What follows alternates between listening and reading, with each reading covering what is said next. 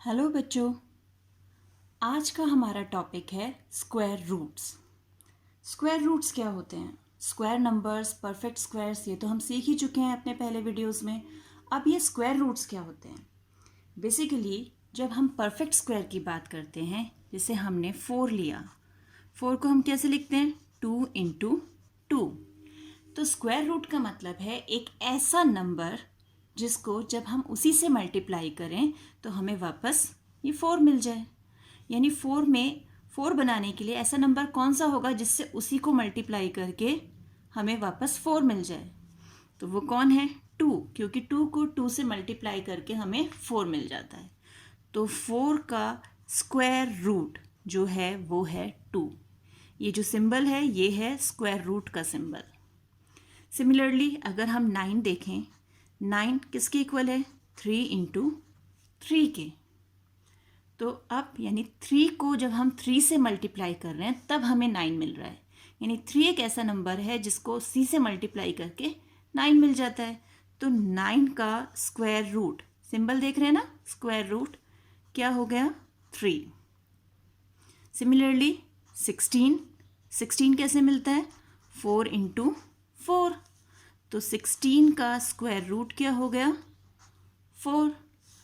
25 को कैसे लिखेंगे जल्दी बताइए? 25 को कैसे लिखते हैं हम? 5 इंटू 5। Very good. तो 25 का स्क्वायर रूट क्या हो जाएगा? 25 का स्क्वायर रूट हो गया 5। शाबाश। तो ये तो है हमारा स्क्वायर रूट और उसका सिंबल। अब इस स्क्वायर रूट को हम कैलकुलेट कैसे करते हैं? हमें कोई नंबर दिया हो और हमसे कहा जाए कि इसका स्क्वायर रूट निकालो, तो हम वो कैसे निकालेंगे? आज हम यही डिस्कस करेंगे। तो सबसे पहले आज जो हम डिस्कस कर रहे हैं वो है स्क्वायर रूट निकालने का method 1, that is method of repeated subtraction of odd numbers. यानी एक ऐसा मेथड जिसमें हम सब्ट्रैक्शन करते जाते हैं, वो भी किसका? ऑड नंबर्स का सब्ट्रैक्शन।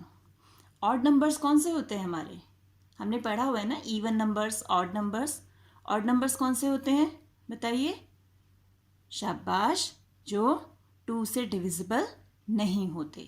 यानी हमारे कौन कौन से? अगर हम स्टार्टिंग से शुरू करें, 1, 3, 5, नेक्स्ट बताइए 7, फिर 9, 11, 13, 15 एंड सो ऑन।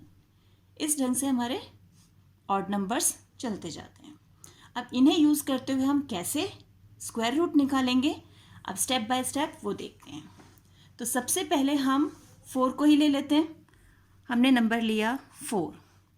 4 का स्क्वायर रूट निकालने के लिए हम अपना जो फर्स्ट ऑड नंबर है यानी 1, वो 4 में से माइनस करेंगे।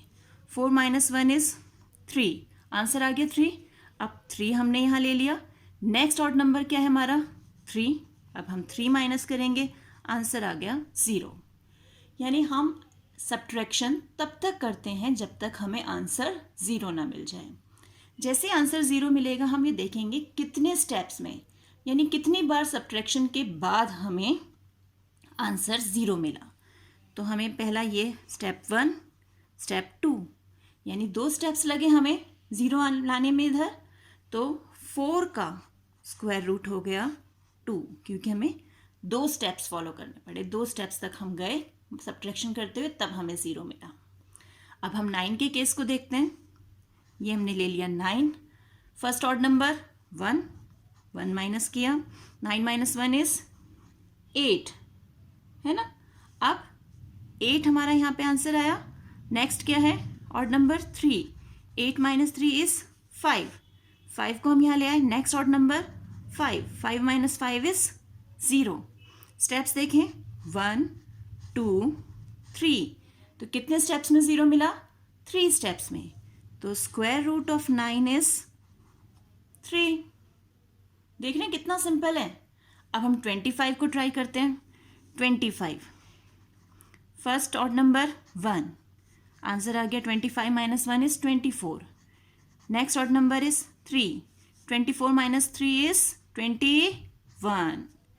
फिर नेक्स्ट 5, 21 माइनस 5, 21 में से 5 माइनस करेंगे क्या मिलेगा? 16। Next 7, 16 minus 7 is 9 and 9 next odd number is 7 के बाद कौन है ऑड नंबर 9. 9 minus 9 is 0. मिल गया 0. स्टेप्स काउंट करते हैं 1 2 3 4 5. तो कितने स्टेप्स में हमें 0 मिला 5 स्टेप्स में. यानी root of 25 is equal to 5. इसी तरह हम 36 को भी देख सकते हैं. 36 ले लिया हमने. 36 फर्स्ट ऑड नंबर बताओ जल्दी से 1. आंसर आ गया 35. Next odd number is 3. 35 minus 3 is 32. Next 5. 32 minus 5 कितना आएगा 27. Next 27 minus 7 that is 20. फिर 20 माइनस 9 कितना आ जाएगा 11. और नेक्स्ट ऑड नंबर 9 के बाद 11 खुद ही है. 11 माइनस 11 इज 0. तो स्टेप्स हो गए 1 2 3 4 5 एंड 6. 6 स्टेप्स में हमें 0 मिल गया. तो root of 36 is equal to 6. तो देख रहे हैं कितना सिंपल मेथड है. बस हमें ऑड नंबर्स जो हैं हमारे वो सब्ट्रैक्ट करने हैं और वो भी ऑर्डर में चलना है. ये नहीं कि हमारे ऑड नंबर सब्ट्रैक्ट करने हैं तो पहले 1 कर दिया फिर 5 कर दिया फिर 1 किया तो 7 कर दिया फिर 3 कर दिया. ऐसे नहीं, सीक्वेंस में हमें चलना है. पहला फर्स्ट ऑड नंबर हमारा 1 है तो 1 माइनस होगा, फिर 3 फिर 5 फिर 7 9 11 13. जहाँ पर हमें 0 मिलेगा आंसर वहाँ हमें रुक जाना है और उसके बाद हमें स्टेप्स काउंट करने हैं कि कितने स्टेप्स में हमें आंसर 0 मिला. जितने स्टेप्स में हमें आंसर 0 मिला है वही उस नंबर का स्क्वायर रूट है. तो आई होप आपको ये क्लियर हुआ होगा. तो मिलते हैं एक और वीडियो में. तब तक keep practising and enjoy maths.